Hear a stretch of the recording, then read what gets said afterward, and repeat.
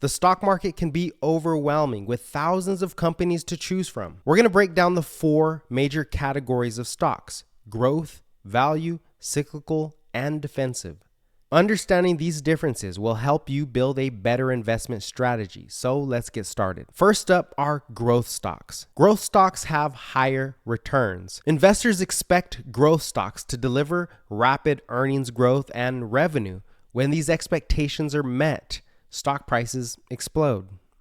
Growth companies often invest heavily in research and development, new products, and acquisitions, positioning themselves to dominate emerging markets or technology. Growth companies usually don't pay dividends. They reinvest their profits back into the business. Growth stocks can be volatile. They often soar when markets are optimistic, but can drop sharply on negative news, like missing earnings or an economic slowdown. Consider Amazon. Starting as an online bookseller, it reinvested heavily in logistics and cloud computing. Over the past 2 decades, Amazon's aggressive expansion into e-commerce and cloud computing, AWS, and subscription services helped its stock price soar, rewarding early investors with exponential returns. Amazon's high valuation was justified by its massive revenue growth. Another example is Tesla, which focused on electric vehicles when it was just a small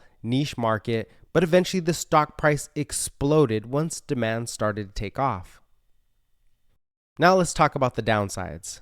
High valuation risk. Valuations can become stretched. These stocks become expensive. And if growth disappoints, the stock price can plummet. Growth stocks also have greater volatility.